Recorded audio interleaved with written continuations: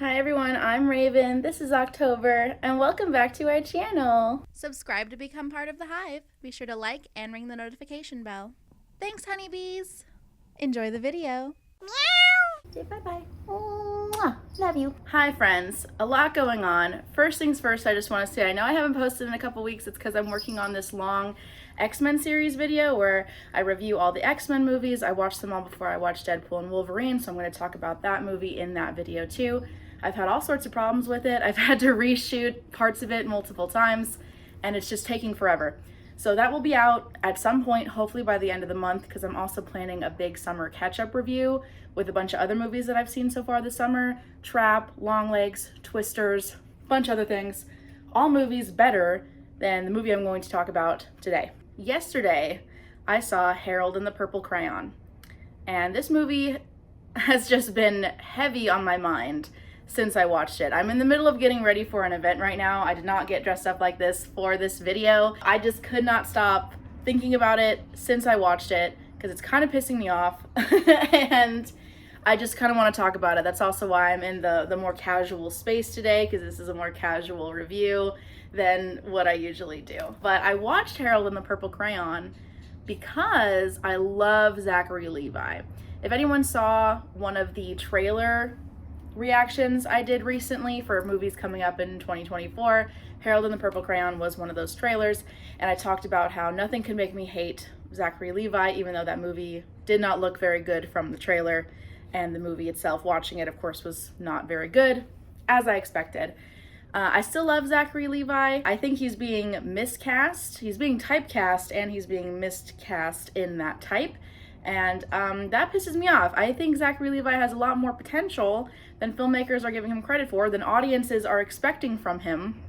And so we get shitty movies like Harold and the Purple Crayon, like Shazam 2, not nearly as good as Shazam 1, and whatever else Zachary Levi is up to right now. But let me just, before I get in a whole rant about Zachary Levi, let me talk about the movie. So for some reason, they made Harold and the Purple Crayon kind of like a Barbie ripoff, like not ripoff, but like in that same outline of what happened in Barbie, where we start in Barbie world. Barbie's living her life with the other Barbies.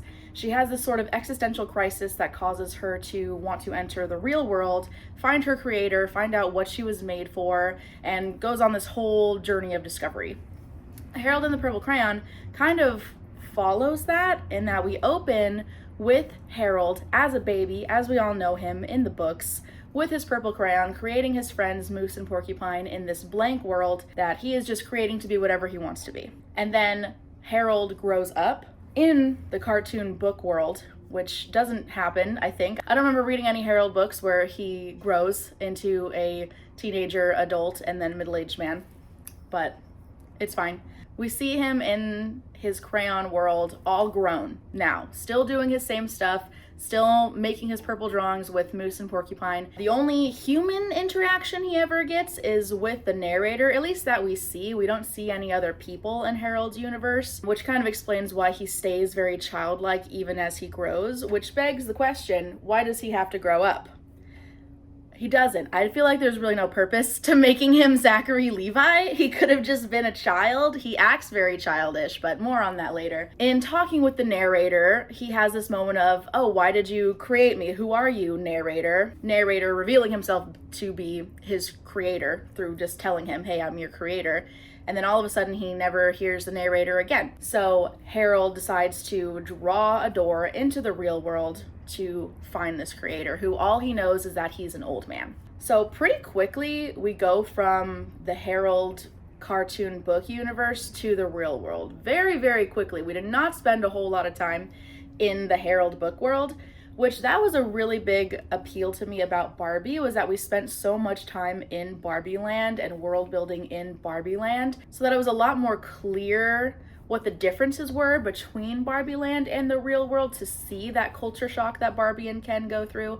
We didn't get too much of that with Harold. Obviously there was a culture shock, and we can assume how different the real world is from his world, but I don't know. Has he ever met another person before? I am assuming not, because he acts very weird with every person, and he definitely acts like a big man child. You can tell that since Shazam came out, people, I don't know if it's filmmakers or what, see Zachary Levi as the guy who plays the man-child, which in Shazam, he's playing a kid who suddenly grows into an adult and can go back into being a kid. So he's a kid who just looks like an adult. He's not actually a man-child. And that makes a lot more sense, I think. But here, he's just a grown man who has never learned how to not be a child.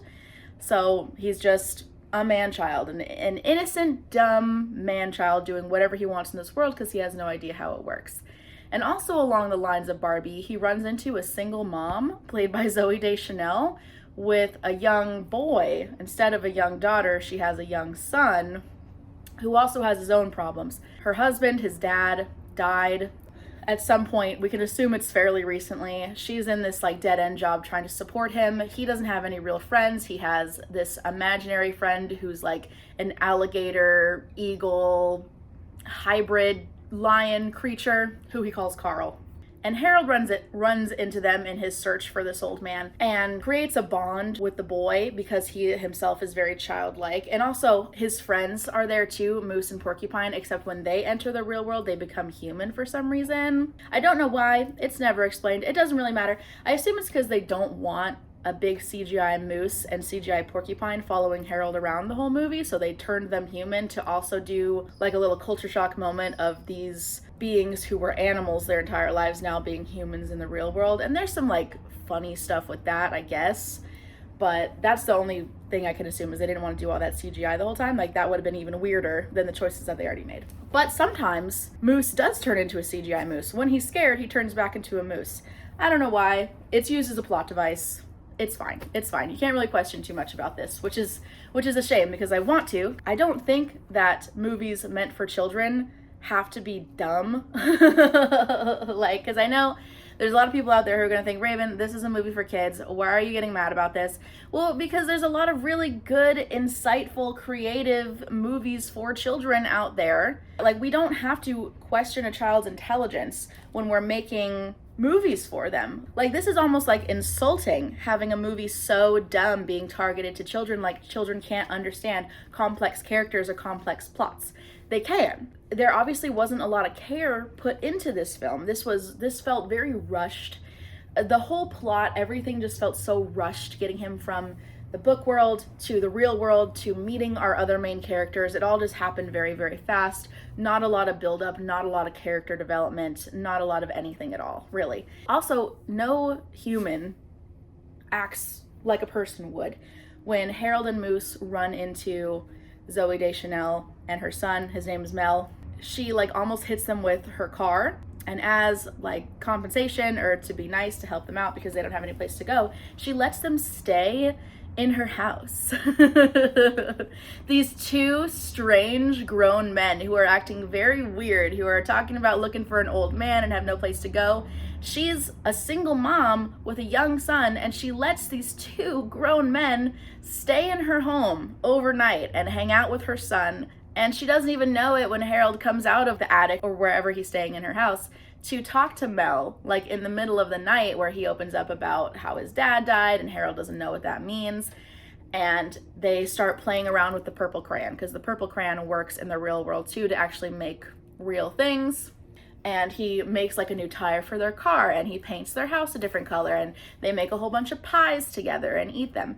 And she does not realize it is magic, and she definitely just wants them to leave. They won't leave her alone. They find her at her job. They ruin things at her job. They basically completely destroy the store that she works at, and she gets fired. And they try to turn it around into a positive, but the single mom just got fired, and she's too cool about it. She doesn't tell them to hit the road. They just still are hanging out together. and it's very strange. Nobody's making good decisions at all. And Harold really isn't learning a whole lot either. The climax of the film is when he goes to find the author of the book he wrote, which, let me backtrack a second, because Jermaine Clement is in this movie, who I love. Big Flight of the Conchords fan. Jermaine Clement is in this movie, and he plays this librarian who is in love with Zooey Deschanel. He's also a big weirdo, and he has his own like epic fantasy novel that he's trying to get published, but nobody wants to publish it. And he's just kind of a big weirdo. They go to him first to try to find the old man that Harold is looking for. And all Harold knows is that he's an old man. That's it. And they introduce him as Harold. Jermaine, his name is Gary in the movie. Gary sees that he has a purple crayon. He explains that he's like in the real world now trying to find the narrator, the old man. I would think as a librarian, Jermaine would have been able to put together like, oh, Harold and the purple crayon, you're from that book. I need to find the author of that book. He does get that later. But the scene where they're talking to him in the library, trying to like look up who this old man might be in the system, was so frustrating. I was like, you work with books, you know that this is a book. Humor him by looking up the book. He does get it the next scene when Harold like creates a plane. He sees him creating the plane with the purple crayon, and he goes, Harold and the purple crayon. And he figures it out. But instead of trying to help him find the author, he wants to steal the purple crayon to make his fantasy world come to life. So Jermaine Clement is technically the big villain of the story. But anyway, that happens. They do finally figure out that Crockett Johnson is the author of Harold and the Purple Crayon. And so they go to the Crockett Johnson Museum and find out that he's dead. And obviously Harold's very sad about this.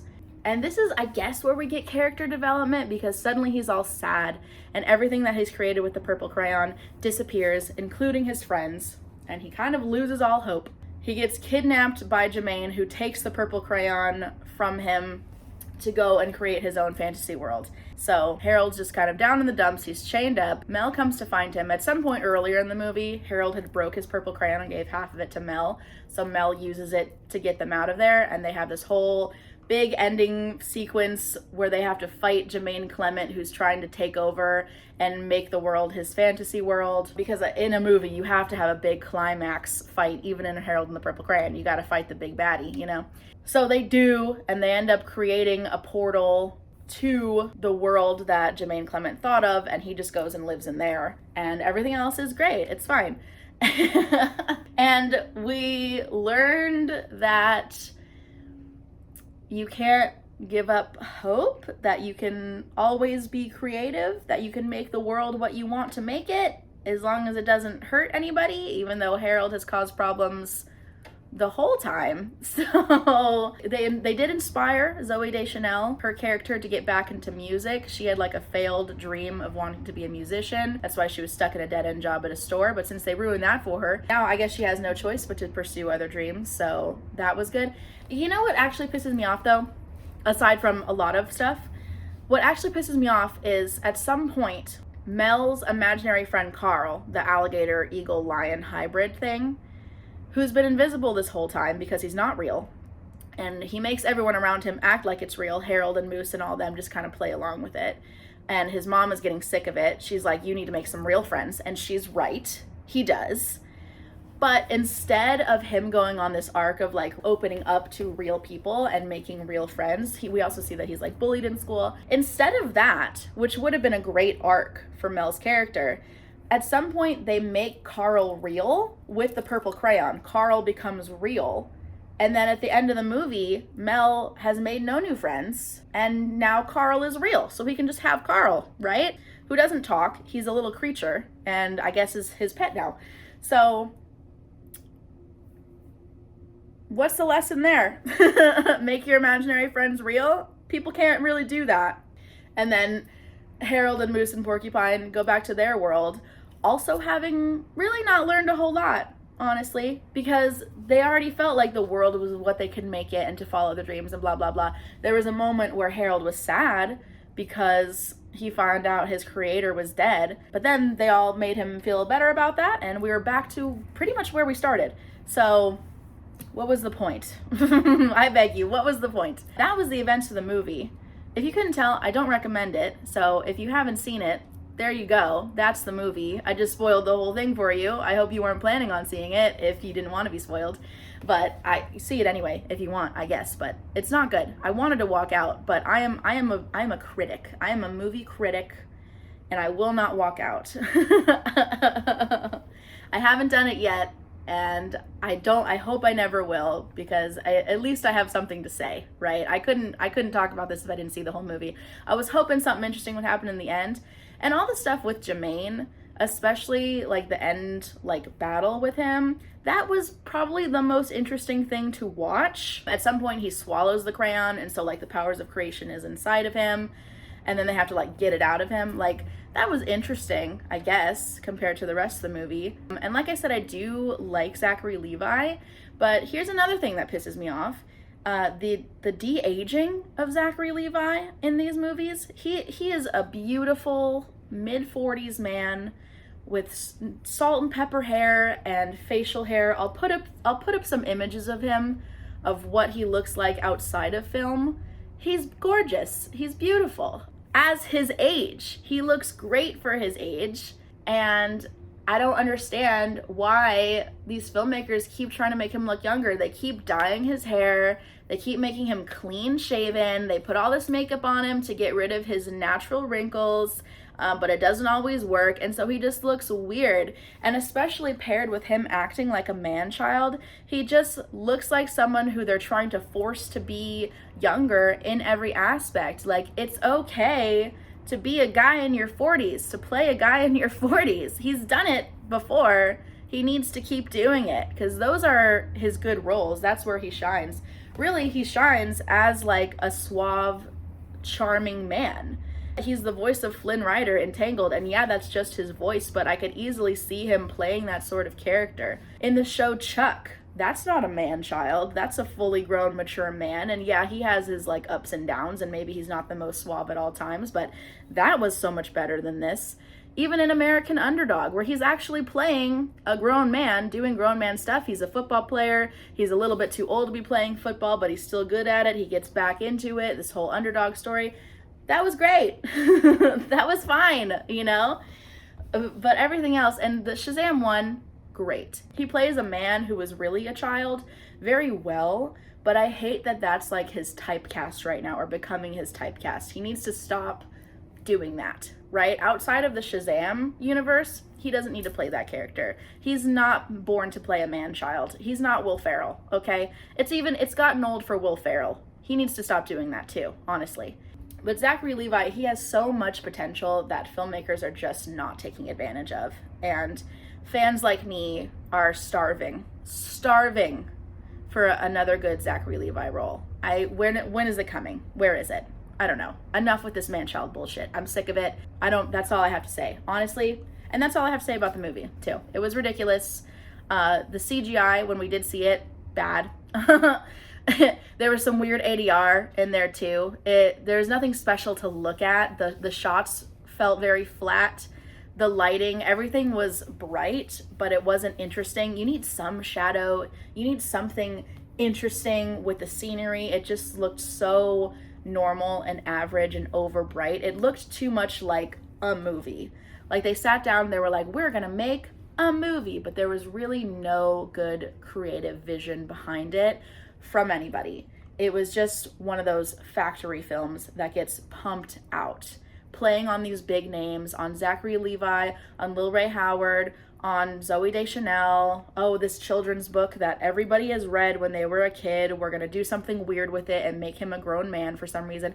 I thought they made him a grown man because he was gonna have some like love subplot with Zooey Deschanel, and that would have made sense, but would have been strange because he was so man-child the whole time. Like, how could Zooey Deschanel like fall in love with him because he acts so strange and childlike? So they didn't go that route, which I'm glad, because it would have been weird, and that would have been a really bad decision on her part. But then it's like, well, why is he a 40-something-year-old man then? Like, if you wanted to age up Harold for the sake of the story, you didn't want like a 4-year-old to be the star of this movie, I understand that. But why a man in his 40s?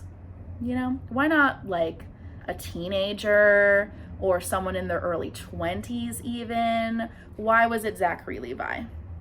Now, granted, that is the only reason I saw the movie. If it was not starring Zachary Levi, I would not have seen it. So maybe that's why they're banking on the Zachary Levi fans. But there are so many other actors that you could have used who are younger that would have been a big name draw, an even bigger name than him. So I'm so confused. I don't know. That's how I want to conclude this. I'm confused. I didn't like it. I'm disappointed, even though I had very low, next to none expectations. So do better, movies. Be in better movies again, Zachary Levi. I beg you. I'm pleading with you through the screen right now. Be in better movies. Zachary Levi's agent, you're fired. Get a new agent, okay? Don't see Harold in the Purple Crayon. I give it a 1 out of 5. And that's all I want to say. I hope you enjoyed. Let me know what you thought if you saw the movie. If you didn't, don't. But whatever. Let me know. Like, comment, subscribe, all that good stuff. I'll see you next time. Bye. Thanks for watching, honeybees. Make sure to like and subscribe. Bye. Meow.